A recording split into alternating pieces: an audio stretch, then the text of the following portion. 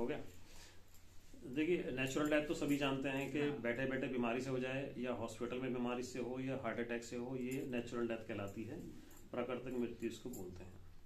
Road accident को सभी जानते हैं कि रोड एक्सीडेंट हो गया, एक्सीडेंटल डेथ हो गई है, उसमें जनरली डबल मिलता है। आमतौर से जितनी भी पॉलिसी हमारी होती है उनमें जनरली डबल होता है। अब हम यहाँ बैठे हुए हैं, बैठे बैठे भी एक्सीडेंटल डेथ हो सकती है। अभी इन्होंने बताया है कि शॉर्ट सर्किट हो जाए, घर में आग लग जाए, तो उससे भी उसको भी एक्सीडेंटल डेथ बोलेंगे। और रीजन आप बताओ, ऐसे और बताएंगे एक दो। आप बताइए यहाँ बैठे बैठे हमारा एक्सीडेंटल डेथ कैसे हो सकती है? भूकंप से। Very good. भूकंप से, भूचाल से।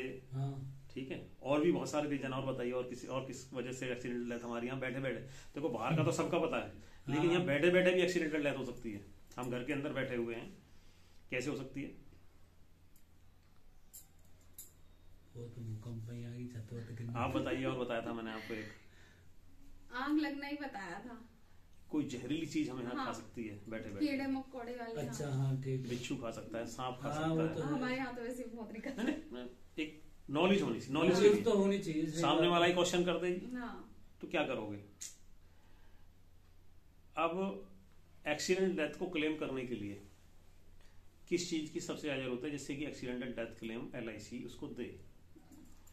रोड एक्सीडेंट अब सबको पता है कि FIR और पोस्टमार्टम होगा ही होगा, वो तो निश्चित है। जितनी भी एक्सीडेंटल डेथ क्लेम आपको लेना है, अगर सामने वाले की डेथ हुई है और वो ऐसे ही संस्कार कर जाए तो उसको एक्सीडेंटल डेथ क्लेम डबल नहीं मिलेगा, सिंगल मिलेगा। पोस्टमार्टम नहीं कराया, प्रूव कैसे होगा? हाँ। आप मुंह जवानी तो कुछ भी कह सकते हो, गवर्नमेंट को तो पेपर चाहिए ना। पेपर प्रूव कैसे करोगे कि ये एक्सीडेंटल डेथ थी? उसको हॉस्पिटल ले जाके डॉक्टर से वो करवाना पड़ेगा। बस सीधा सीधा सा सिस्टम है हाँ। कि मतलब FIR भी होनी चाहिए। जब हॉस्पिटल में पहुंचता है ना आदमी तो FIR अपने आप हो जाती है। हाँ। सरकारी हॉस्पिटल वाले अपने आप सूचना दे देते हैं।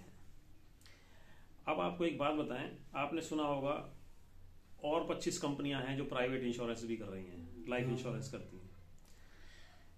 वो किन किन कारणों में डेथ क्लेम नहीं देते? यहाँ कोई कारण नहीं है डेथ क्लेम ना देने का, यहाँ तो क्लेम मिलता ही मिलता है। अब आप देखो, हम बैठे ही गाँव में हुए हैं, आप खेतों पर भी जा सकते हो, खेतों पे कोई जहरीली चीज भी खा सकती है, बिल्कुल कुछ भी हो सकता है। और आमतौर से बहुत आपने सुने भी होंगे, कोई भी प्राइवेट इंश्योरेंस कंपनी खेतों पर किसी भी कारण से एक्सीडेंटल डेथ होती है किसी भी जहरीली चीज के खाने से, वो डबल क्लेम देते ही नहीं है। आप कितना तो मेडिकल करा लो, कितना पोस्टमार्टम करा लो, ऐसा LIC में नहीं होता है। प्राइवेट कंपनी वाले और कहाँ नहीं देते। आप हवाई जहाज में जा रहे हैं या ट्रेन में जा रहे हैं, 100-200 आदमी मर गए एक साथ, प्राइवेट इंश्योरेंस कंपनी कभी भी एक्सीडेंटल क्लेम क्या, वो नेचुरल डेथ वाला भी खा जाते हैं वो तो ये तो जो है टेररिस्ट एक्टिविटी थी। और टेररिस्ट एक्टिविटी किसको बता देते हैं? जैसे मान लीजिए कोर्ट में 500 आदमी खड़ा हुआ है, बम फट गया, प्राइवेट वाले तो बिल्कुल क्लेम देंगे नहीं। LIC में कोई रीजन नहीं होता ना देने का। आपने जैसे नेचुरल क्लाइमिटीज होती हैं, अभी आपने भूकंप बोला, प्राकृतिक आपदाएं आती हैं, केरल में आई थी, अपने ऊपर केदारनाथ में आई थी, अभी तिब्बत में भी आई है। तिब्बत में भी आई है। LIC स्पेशल टेंट लगा देती है कि हमें बस ये बता दो कौन सा आदमी मरा है, उसको उसका इंश्योरेंस है, आप हम हाथ के हाथ क्लेम देंगे। अभी कौन सा था वो ट्रेन एक्सीडेंट भी हुआ ना अभी एक, हाँ हुआ था। हाँ, 300 आदमी एक्सपायर हुए उसमें, और कितने आदमियों को इंश्योरेंस मिला, और वो बहुत हैवी एक्सप्रेस ट्रेन थी और उसकी टिकट भी बहुत ज्यादा थी, सब मतलब आम ट्रेन नहीं थी वो, जैसे शताब्दी एक्सप्रेस वगैरह की ट्रेन की टिकट होती है, तो उसमें आम आदमी बैठता ही नहीं है जी, उसमें आम आदमी का मतलब नहीं होता। ठीक है, आप सोच के देखो, जब आम आदमी नहीं थे और 300 आदमी की एक्सपायर हुए, तो कितने आदमियों के पास इंश्योरेंस होगा? चाहे वो प्राइवेट से था चाहे सरकारी से था, कितने आदमियों के पास इंश्योरेंस था? उनमें से 10% के पास ही होगा कि नहीं मिला। 10% के पास भी 18 क्लेम मिले, सिर्फ 18 क्लेम दिए LIC ने, और बाकी 282 लोगों के पास इंश्योरेंस ही नहीं था। ये अभी की लेटेस्ट रिपोर्ट है, गूगल पे चेक कर लेना आप, तो गूगल सब कुछ क्लियर बता देता है आज। मतलब दूध का दूध और पानी का पानी हो जाता है। आप सोच के देखो, इतनी हाई क्लास जनरेशन उसमें बैठी हुई है, एक्चुअल में जो पूरे हिंदुस्तान में इंश्योरेंस की जो परसेंटेज है वो टोटल 15% से ज्यादा नहीं है टोटल। और जैसे मेरे जैसे को तो 20-20 इंश्योरेंस है, क्योंकि हमारे पास जब पॉलिसी आती है कोई नई पॉलिसी, उसको हम जनरली इन्वेस्ट कर देते हैं। फैमिली की बता रहा हूँ, मेरे 4 बच्चे भी हैं, 3 लड़कियां 1 लड़का है, तो कितनी पॉलिसियां तो मैंने अपनी मैच्योर भी कर ली, क्योंकि मैं अब से नहीं कर रहा इंश्योरेंस, सन 1990 से मेरा इंश्योरेंस कंटिन्यू है। बहुत पुराना काम है। तो कहने का मतलब ये है कि बहुत कम पब्लिक इंश्योर्ड है, और हमें उस अवेयरनेस को बढ़ाना है। और जितनी अवेयरनेस बढ़ाएंगे, जैसे आपने बताया आपके गांव में कितने 600 घर हैं? हाँ, 500-600 घर के लगभग है। अगर हम ये भी सोच के चलें कि उनमें से चलो 15% लोगों ने करा भी रखा होगा, हाँ मान लो, अगर 500 घर हैं तो 75 लोगों ने करा रखा है, उसके बाद भी 400-450 घर बचते हैं। उसमें से 10% हम मान लें जिनकी सोर्स ऑफ इनकम नहीं है। ऐसा भी हो सकता है, कोई बहुत बड़ी बात नहीं नहीं भी हो तो कई बार हो भी सकता है, कोई बड़ी बात नहीं है। बिल्कुल। तो उसके बाद भी 300 घर उसमें से बचे हुए हैं, चाहे वो कम सेविंग करें या करें ज्यादा, लेकिन वो करेंगे जरूर बशर्ते कि हमारी जो बताने की जो क्षमता है, हमारा जो इंटरेस्ट क्रिएट करने की जो नॉलेज है, अगर वो सही है, हमने उनको सही तरह से गाइडेंस किया, सही तरह से इसके बारे में इसके बेनिफिट्स बताए, तो बहुत बड़ी बात नहीं है, 300 इंश्योरेंस आपके हो जाएंगे। एक दिन में नहीं होंगे, नहीं, ठीक है, समय लगेगा जी, समय। आप 10 लोगों से बातचीत करोगे ना, और ढंग से बताओगे, ढंग से समझाओगे, तो 10 में से 2 ही इंश्योरेंस होंगे।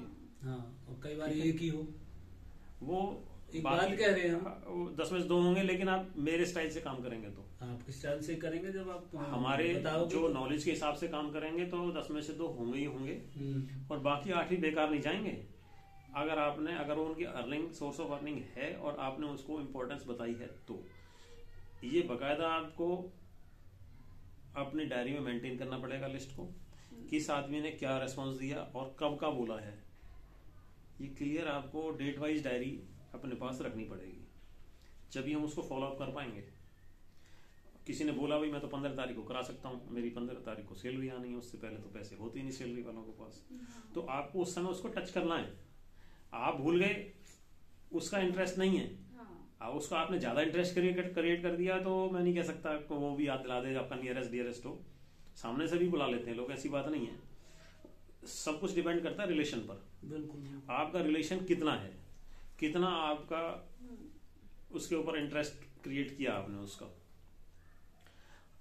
अब मैंने आपको मैरिज का ही बताया, आपने बताया कि 10 लाख रुपए आज लगते हैं, 17-18 साल बाद लगभग 20 लाख लगेंगे। तो अगर मान लीजिए हमने उसके 15 लाख का अरेंजमेंट करने के लिए भी उसकी प्लानिंग की, ठीक है, 16 साल में लगभग हमारा जो कैलकुलेटर बोलता है सब कुछ कैलकुलेट करना आ जाएगा आपको, 60-65% जो है हमारा पैसा प्लस हो जाता है जनरल पॉलिसीज में। हम म्यूचुअल फंड या अपने शेयर मार्केट की पॉलिसीज के बारे में बात नहीं करेंगे, वहाँ परसेंटेज थोड़ी ज़्यादा रहती है लॉन्ग टर्म में, वो 10% की रिटर्न तो देते ही देते हैं, आज की रेट में 18% तक की रिटर्न उसमें आ रही हैं। तो हम अपने 8.5% का जो हमारा क्यूमुलेटिव इंटरेस्ट है, चक्रवर्ती ब्याज है, उसके हिसाब से हमारा 16 साल में अप्रोक्सीमेट 65% पैसा इंक्रीज हो जाता है। यानी कि हम 10 लाख की पॉलिसी करें तो उसको लगभग 16.5 लाख रुपए मिल जाएंगे। अब 10 लाख की पॉलिसी में किस्त कितनी आएगी, ठीक है, तो और ये डिपेंड कर रहा है कि उसका बच्चा कितने साल का है। हम मान के चल रहे हैं 5 साल का, और हमें 16 साल बाद उसको पेमेंट दिलानी है। तो अभी जो आपने एग्जाम्पल किया, अभी इसी में कर लेते हैं, फिर हम बताएंगे आपको सुकन्या समृद्धि में और इसमें फर्क क्या है एक्चुअल में। इसमें तो देखो बीच में कभी भी डेथ होगी, नेचुरल हो या एक्सीडेंटल हो, उस समय जो भी क्लेम बनता होगा वो मिल जाएगा, और उसके बाद कोई लेना देना नहीं है, ना तो उसके परिवार को कोई किस्त देनी है, ना कुछ और देना है। तो 10 लाख पर एक बार आप 1 मिनट लगेगा, अब तो ज्यादा देर नहीं लगेगी, एक बार तो उसको निकालो, पहली टेबल खोलिए उसके न्यू एंडोमेंट प्लान, उसमें एज अपनी ही डालिए, नाम भी अपना डालिए, आप 39 की एज डालिए आपने, है आप कर लीजिए आपकी बार। हाँ जी, स्मार्ट छतरी वाला ये बीच में सेंटर में, इसको आप स्टार्ट करेंगे और प्लान प्रेजेंटेशन में जाके सबसे पहला प्लान है 714 नंबर, 714 ये वाला। हाँ, इसमें सबसे पहले नाम लिख दीजिए अपना, या कुछ भी लिख दीजिए, ABC भी लिखेंगे तो चलेगा, ठीक है। एज में अपनी एज डाल दीजिए,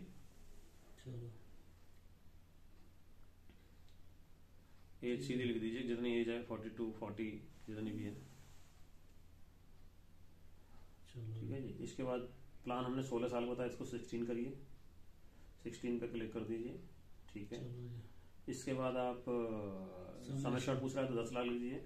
एक के बाद 6 जीरो लगाना 6 बार, 5 जीरो में 1 लाख बनेगा और 6 जीरो में 10 लाख बन जाएगा। ठीक हो गई है। 6 जीरो। हाँ जी। बस अब लास्ट में जाके इसको कैलकुलेट कर दीजिए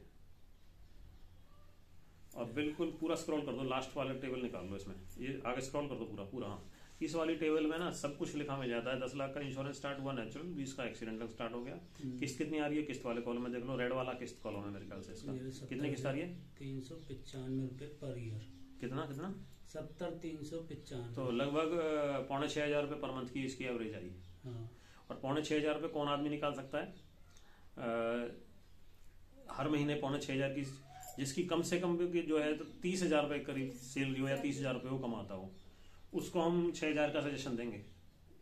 अब मान लो कमाई वो 15,000 रुपये रहा है तो उसको 6,000 रुपये निकालना मुश्किल हो जाएगा, वो इसका आधा करेगा। बिल्कुल, वो इसका आधा करेगा। अब देखो मैच्योरिटी कितनी आ रही है इसमें, आ रही है 16 साढ़े 7 लाख, 16.5 16 लाख 49,000 आ रही है जी। डिपॉजिट कितना हुआ? डिपॉजिट हुआ जी उसका 10,39,000। ठीक है जी, क्लियर हो गया बिल्कुल। अब इस प्लान में कोई डाउट आपको? 14 नंबर सबसे पहला प्लान हमें था कितना वो किस्त आ रही है, सब कुछ आ रहा है इसमें, देख लो आप एक बार पढ़ लीजिए। कितने साल का किया था हमने? 16 साल का। 16 साल का। हाँ जी, ठीक है। इसी में 21 साल का एग्जाम्पल और कर लीजिए 1 मिनट में। बैक करो इसको, सिर्फ बैक कर दो। 21 साल में किस्त और कमाएगी, बस उसको 16 को 21 बना दीजिए आप जाके, और 10 लाख को लिखे रहना तो बाकी सब कुछ लिखे रहना तो कैलकुलेट कर दीजिए बस। अब देखिए 10 लाख का 21 साल का 50,000 के आसपास किस्त आ रही है, 52,000 के आसपास। हाँ जी। कितनी है? 53,200 रुपये आ रही है। और मैच्योरिटी देखिए कितनी सारी आ रही है अब इसमें। मैच्योरिटी 20,45,000। ठीक है। अब जिसका बच्चा 0, 1 या 2 साल तक का है तो उसको 21 साल की पॉलिसी बहुत ज्यादा सूट करेगी। और कितना अच्छा रिटर्न आ रहा है उसका, और बेनिफिट्स हमें बताने पड़ेंगे। 3 साल बाद लोन के लिए भी अप्लीकेबल है। उसको अपने जमा पैसे का 75% वो कभी भी ले सकता है, जैसे उसका सेविंग खाता चल रहा हो जिस तरीके से। तो इस प्लान में सबसे सिंपल प्लान है, कैलकुलेट करना आसान है, बहुत आसान है। देखा आपने, क्लियर किया। 12 साल से लेकर अब इस पॉलिसी को एक आदमी ने क्या कहा हमसे कि जी आज की डेट में सरकारी नौकरी जिनकी लगती है उनका पेंशन का प्रोविजन नहीं है, कोई नहीं, खत्म है मामला। उस बंदे की सोच क्या थी कि जी मैं जब रिटायर होऊंगा तो मुझे तो गवर्नमेंट को या प्राइवेट कंपनी, अगर कोई प्राइवेट में कर रहा है गवर्नमेंट कुछ भी नहीं मिलेगा। आप मेरे को, अब मान लीजिए किसी ने 25 की एज में सर्विस ज्वाइन कर ली, 35 साल तक का हम मैक्सिमम प्लान दे सकते हैं। कोई 40 का मांगेगा, नहीं दे सकते हैं, है ही नहीं हमारे पास प्लान। 35 साल की उसने पॉलिसी कराई, इसी को करके देख लीजिए, 1 सेकंड में फटाफट हो जाएगा। आप एज 25 डालिए, एज 25 और टर्म 35। और इसमें नई चीज बताऊंगा मैं आपको। अच्छा, एंट्री एज 25 कर दे। एज एंट्री एज 25 और टर्म 35, उसकी जो पीरियड ऑफ इंश्योरेंस है। अच्छा, अब उसने ये नहीं बताया कि मुझे कितना लाख का बीमा कराना है। अब वो कह रहा है मैं तो 2,000 रुपये महीने दे सकता हूँ जी। सुनना आप तो आगे मत जाओ, आगे मत जाइए, पीछे करिए। बहुत जल्दी कर दिया, 10 लाख पे कैलकुलेट कर दिया आपने, तो पीछे करो ना, जहाँ समय शॉर्ट है ना। अब ज्यादा पीछे मत जाओ, हाँ बिल्कुल पीछे चले गए आप। दोबारा चला लो, नाम डाल दो ABC फटाफट, कोई भी एक अक्षर लिख दो, उससे चल जाएगा। उसके बाद एज 25, एज 25 और टर्म ऑफ इंश्योरेंस 35। और जहां पर आपने 10 लाख या 2 लाख लिखना था ना, वहां पर आप एक जगह सुनो, वहां पर प्रीमियम लिख रहा होगा, एक प्रीमियम पे क्लिक करिए। जहां 10 लाख या 2 लाख लिखते हैं ना, प्रीमियम लिख रहा है, प्रीमियम पे क्लिक करके 2,000। समय शॉर्ट पे नहीं, समय शॉर्ट पे तो पहले था ये, अब प्रीमियम में ईयरली मांग रहा है ना वो। हाँ। तो वो कह रहा है कि मैं 2,000 पर मंथ दे सकता हूँ, यानी कि 24,000 ईयरली हो गया। 24,000 लिख दीजिए आप यहाँ पर, ये अपने आप कैलकुलेट करेगा कितना लाख का बीमा है। बस अब नीचे लास्ट में जाके कैलकुलेट कर दीजिए। अब देखिए कितने का बीमा हुआ, बीमा कितने का? समय शॉर्ट, हाँ जी, 7,85,000। 785 का इंश्योरेंस। कितनी किस्त आई है? किस्त आई है इसकी फर्स्ट ईयर आएगी 23,530। और नेक्स्ट ईयर से और कम हो जाएगी। हाँ। ठीक है। कितना क्या मैच्योरिटी कितनी आई? लास्ट टेबल खोलो, लास्ट पेज। 35 ईयर्स का इंश्योरेंस हो गया, 35 साल चल रहा है ना ये। हाँ। 60 की एज तक दिखा रहा है ना लेफ्ट साइड में। हाँ। कितना पैसे मिल रहे हैं उसको 60 की एज में? टोटल मिल रहे हैं 38,26,875। एक अच्छा फंड तैयार होगा, सिर्फ 2,000 पर मंथ दे रहा है वो। सिर्फ उसकी सोच क्या थी कि मेरे को तो रिटायरमेंट पे गवर्नमेंट कुछ देने नहीं वाली, मेरे 2,000 रुपये महीने के निकलते रहेंगे, मुझे पता नहीं लगेगा। ये पर्पज है रिटायरमेंट का। देखो हर आदमी का सामने वाले का क्या पर्पज है हम कुछ नहीं जान सकते, सामने वाले की हमें नीड देखनी है। उसकी जरूरत के हिसाब से अगर आपने इंश्योरेंस किया तो ना तो आपको कभी वो कुछ गलत बोलेगा, ना यूं बोलेगा कि कम टाइम की दी या ज्यादा टाइम की दी। और बच्चों के हिसाब से करेंगे तो भी वो बच्चों का टारगेट लेके चल रहा है, मुझे तो 17 साल की बच्चे मेरा जब हो जाएगा तो मुझे इतने पैसे चाहिए। ना कभी वो ये बोलेगा कि मेरे 25 साल की एज में मैंने शादी की लड़की की शादी के लिए बोला था, वो नहीं किया आपने। क्लियर है ना? बिल्कुल क्लियर हो गया। इसको समय शॉर्ट डाल के भी इस प्लान को हम चला सकते हैं, प्रीमियम डाल के भी चला सकते हैं।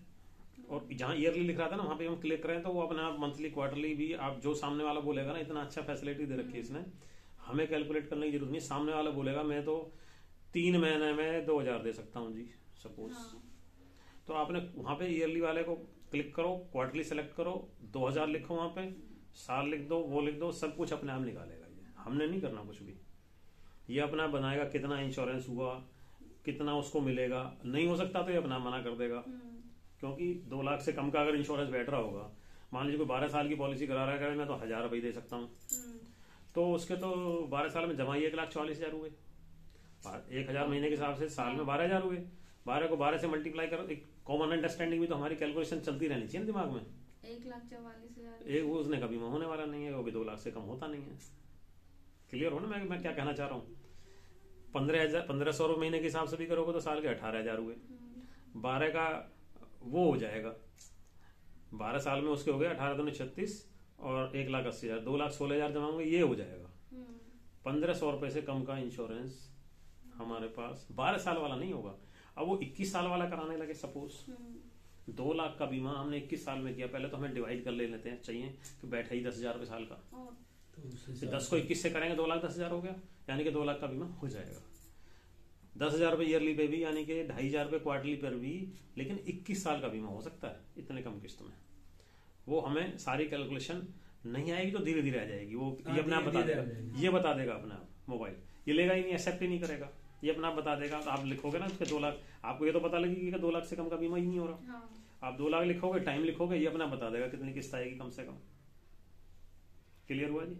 करना बंद इसको एक बार, बस उसी को रेड स्क्वायर होगा उसको दबा दीजिए।